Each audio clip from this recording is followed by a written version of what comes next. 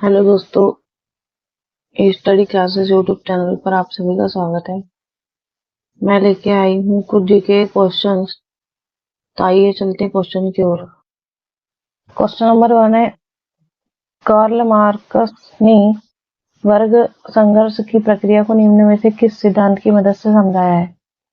तो option A है आधुनिक उदारवाद, बी अस्तित्ववाद, सी डार्विन का विकासवाद, डी द्वंद्वात्मक भौतिकवाद।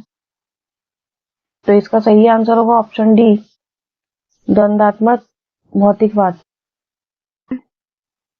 क्वेश्चन नंबर 2 है, इतिहास विगत की राजनीति है, यह किसका कथन है? तो ऑप्शन ए है स्टब्स, बी कार्लायल, सी सिले, डी ट्रेविलियन। तो इसका सही आंसर होगा ऑप्शन सी, सिले। क्वेश्चन नंबर 3 है, किस इतिहास दर्शन शास्त्री ने कहा था समस्त इतिहास समकालीन इतिहास है? तो ऑप्शन ए है Giambattista Vico, B Benedetto Croce, C Oswald Spengler, D Auguste Comte. तो इसका सही आंसर होगा option B, Benedetto Croce. Question number 4 है, इतिहास वर्तमान एवं अतीत के बीच अंतहीन वार्ता है, यह किसने कहा था? तो ऑप्शन ए है E. H. Carr, B Charles Firth, C Karl Marx, D B A Smith. तो इसका सही आंसर होगा option A, E. H. Carr. Question number 5 है, तिथियों के साथ प्रयुक्त होने वाला बीसी किसका संक्षिप्ताक्षर है? क्वेश्चन नंबर 5 है, तिथियों के साथ प्रयुक्त होने वाला बीसी किसका संक्षिप्ताक्षर है? तो ऑप्शन ए है before Christ, B British Columbia, C British Council, D booking clerk. तो इसका सही आंसर होगा option A, before Christ. Question number 6 है, भारतीय संविधान के अंतर्गत कितने प्रकार का आपातकाल होता है? तो option A 2, B 4, C 3, D 1। तो इसका सही आंसर होगा ऑप्शन सी, 3। क्वेश्चन नंबर 7 है, भारत का राष्ट्रपति किस प्रकार के आपातकाल की उद्घोषणा कर सकता है? तो ऑप्शन ए है राष्ट्रीय आपातकाल, बी राज्यीय संवैधानिक आपातकाल, सी वित्तीय आपातकाल, डी इनमें से सभी। तो इसका सही आंसर होगा ऑप्शन डी, इनमें से सभी। क्वेश्चन नंबर 8 है, संविधान के किस अनुच्छेद के तहत राष्ट्रीय आपातकाल की उद्घोषणा राष्ट्रपति करता है? तो ऑप्शन ए अनुच्छेद 352, बी अनुच्छेद 356, सी अनुच्छेद 360, डी अनुच्छेद 368। तो इसका सही आंसर होगा ऑप्शन ए, अनुच्छेद 352। क्वेश्चन नंबर 9 है, अब तक कितनी बार राष्ट्रीय आपातकाल की उद्घोषणा राष्ट्रपति द्वारा की जा चुकी है? तो ऑप्शन ए 2, बी 3, सी 4 और डी 5। तो इसका सही आंसर होगा ऑप्शन बी, 3। 3 बार उद्घोषणा की गई है। क्वेश्चन नंबर 10 है, राष्ट्रपति राष्ट्रीय आपातकाल की उद्घोषणा किन परिस्थितियों में कर सकता है? तो ऑप्शन ए है युद्ध, बी बहाए आक्रमण, सी सशस्त्र विद्रोह, डी इनमें से सभी।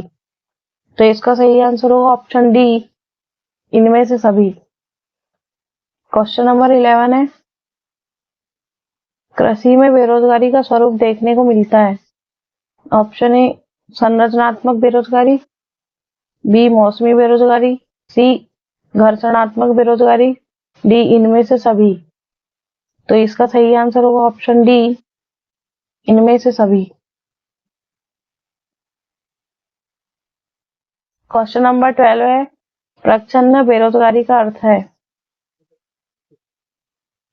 तो ऑप्शन ए है कम करने के इच्छुक होना और कम न मिलना, बी पूरे वर्ष भर प्रत्येक दिन काम न मिलना।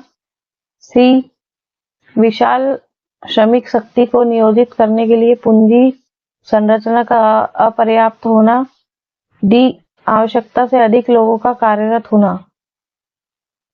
तो इसका सही आंसर होगा ऑप्शन डी, आवश्यकता से अधिक लोगों का कार्यरत होना।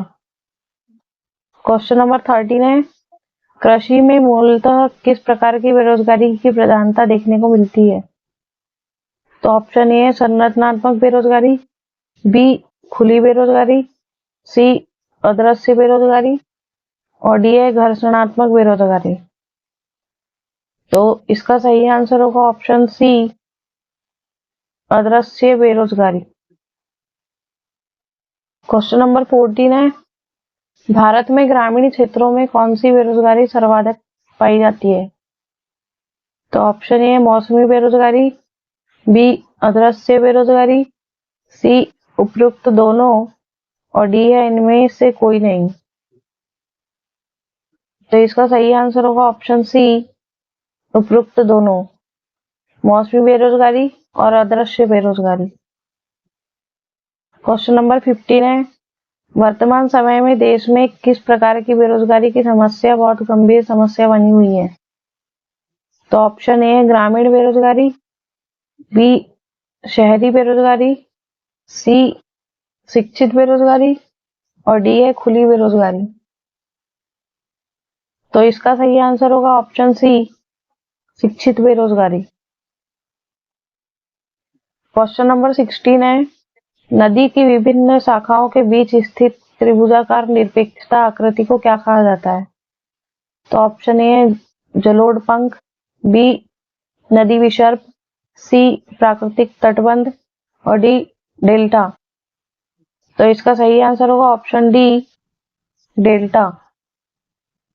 क्वेश्चन नंबर 17 है, डेल्टा का नामकरण करता किसे माना जाता है? तो ऑप्शन ए है पोलिडोनियस, बी एरेटास्थनीज, सी हिकेटियस, डी हेरोडोटस। तो इसका सही आंसर होगा option D, Herodotus. Question number 18 है,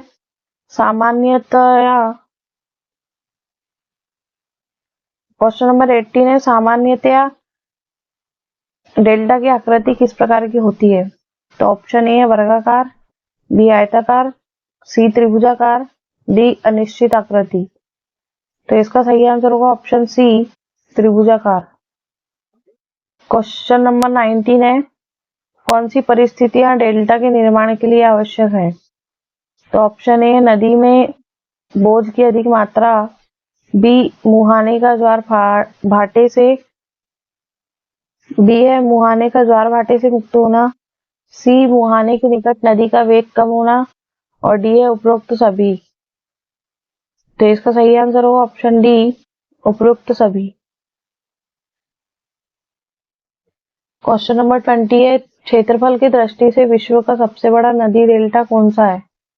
तो ऑप्शन ए है नील नदी का डेल्टा, बी सुंदरवन डेल्टा, सी अमेजन नदी का डेल्टा और डी है मिसिसिपी नदी का डेल्टा। तो इसका सही आंसर होगा ऑप्शन बी, सुंदरवन डेल्टा।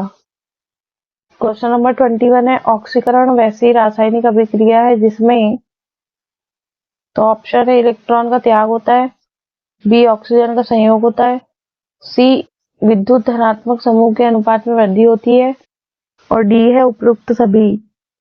तो इसका सही आंसर होगा ऑप्शन डी, उपयुक्त सभी।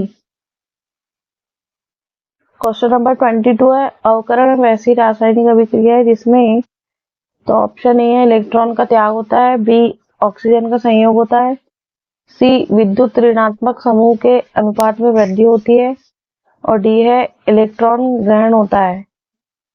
तो इसका सही आंसर होगा ऑप्शन डी, इलेक्ट्रॉन ग्रहण होता है। क्वेश्चन नंबर 23 है, इलेक्ट्रॉन त्यागने की प्रवृत्ति कहलाती है? तो ऑप्शन ए ऑक्सीकरण, बी अवकरण, सी उत्प्रेरण, डी अभिप्रेरण। तो इसका सही आंसर होगा ऑप्शन ए, ऑक्सीकरण। क्वेश्चन नंबर 24 है, इलेक्ट्रॉन ग्रहण करने की प्रवृत्ति कहलाती है? ऑप्शन ए ऑक्सीकरण, ऑप्शन ए है ऑक्सीकरण, बी अवकरण, सी उत्प्रेरण, डी अभिप्रेरण। तो इसका सही आंसर होगा ऑप्शन बी अवकरण। क्वेश्चन नंबर 25 है, विद्युत धनात्मक तत्वों से संयोग करने की क्रिया को क्या कहा जाता है? तो ऑप्शन ए है ऑक्सीकरण, बी अवकरण, सी दहन, डी भंजन। तो इसका सही आंसर होगा ऑप्शन बी अवकरण।